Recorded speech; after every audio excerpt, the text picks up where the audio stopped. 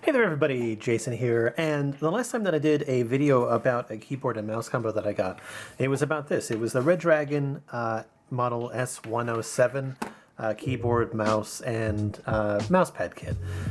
It was roughly $30, I want to say in between $30 and $35, and it's a mechanical feel keyboard with a gaming mouse with a, I think it's like 5 stages of selection for your DPI. On the mouse movement, mouse pretty nice, decent weight, clickers feel nice, everything moves really well. It was a good mouse. Nice braided cable. Keyboard on its own, it has some basic RGB functionality. The keys themselves feel pretty good and it works well. Not a super crazy heavy duty mechanical keyboard, but it works. Like I said, mechanical feel.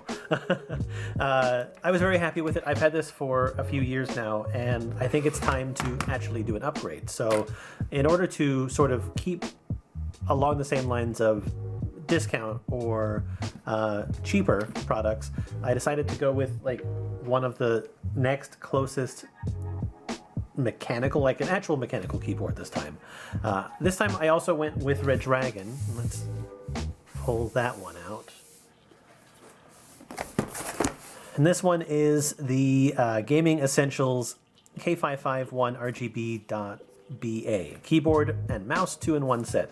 This one cost me roughly $57, so not too much more expensive than the Model S107 that I got, which, by the way, people that are looking at that video and following that link that I put in there, there is a chance that you're receiving an updated model of this, of the S107, because it appears that they've changed it somehow within the last, couple of years that I've owned it.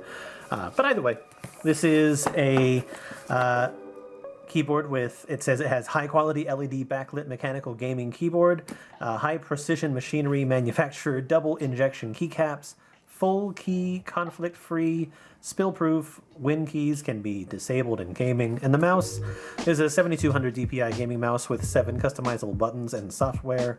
It says it has 4000 frames per, or FPS, 10G ACC, I'm assuming is that acceleration?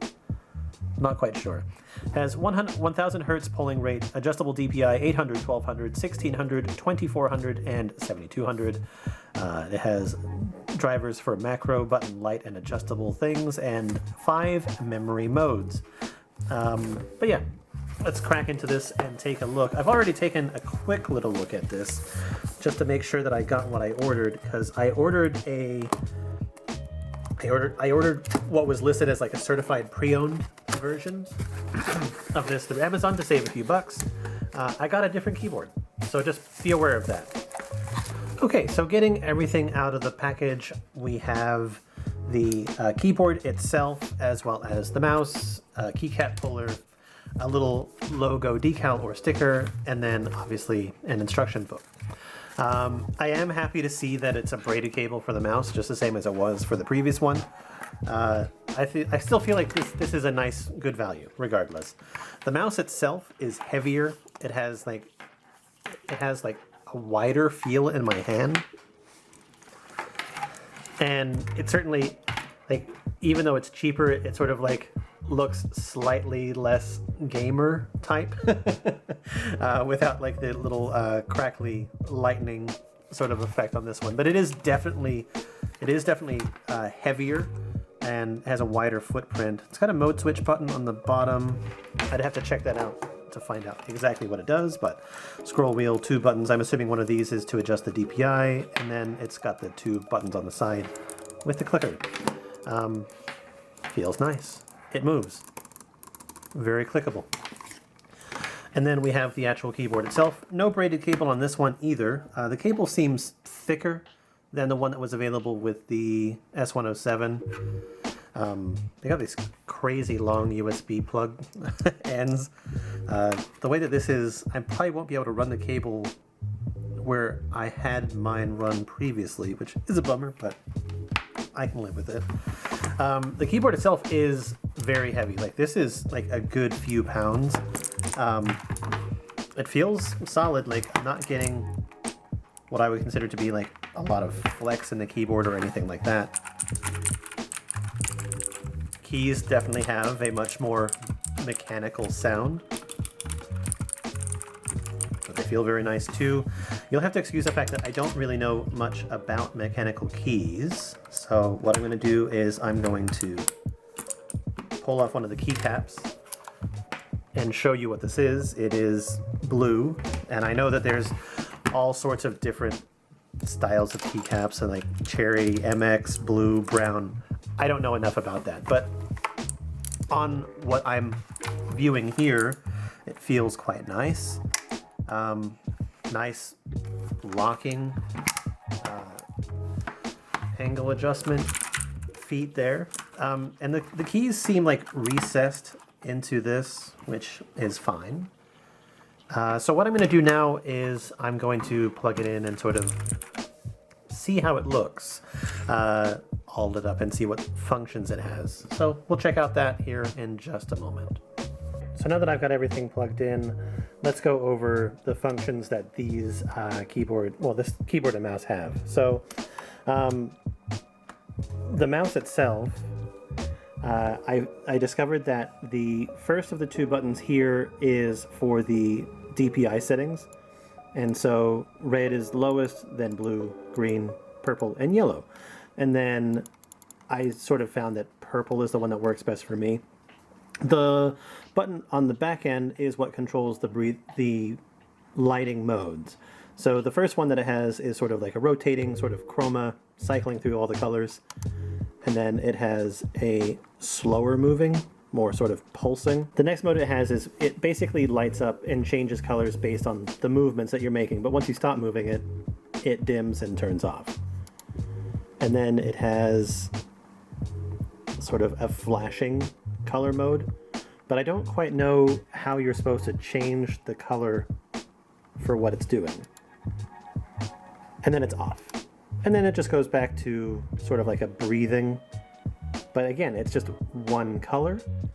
And I don't really know how to change it. As for the keyboard itself, compared to the S107, it definitely has much more control and life to it for the backlighting. With the S107, basically, it was a color. You could choose it, you can make it breathe, you can make it do all sorts of things, but it definitely couldn't have like different zones of color like this one does. It definitely has that sort of standard, more mechanical style keyboard rainbow effect. Let's go over the modes for lighting that the keyboard has. I'm just going to sort of scroll through them, and we're just going to have fun with that.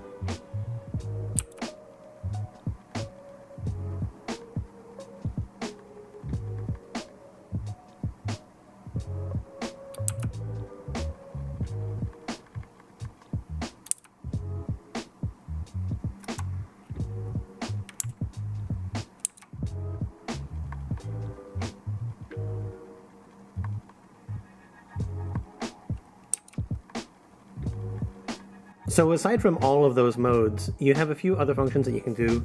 You can lock the Windows button by pushing function and the Windows button, and then obviously push it again to unlock it. You have function and up and down to increase the brightness.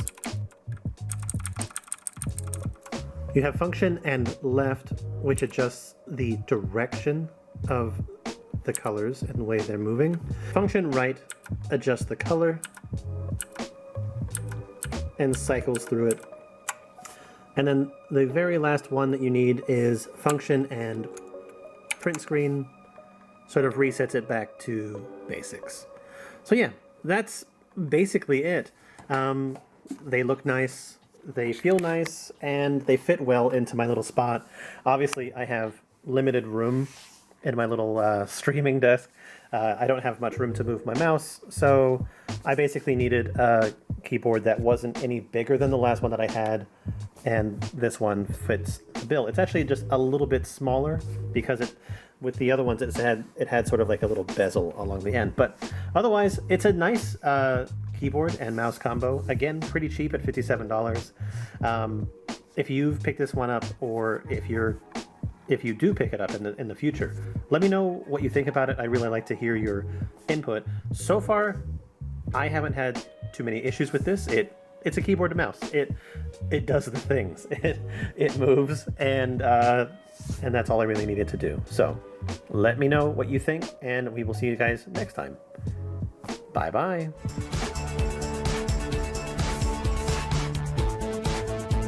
Perhaps this time I won't get any comments about my fingernails. Not that it matters, because I really don't care what they think.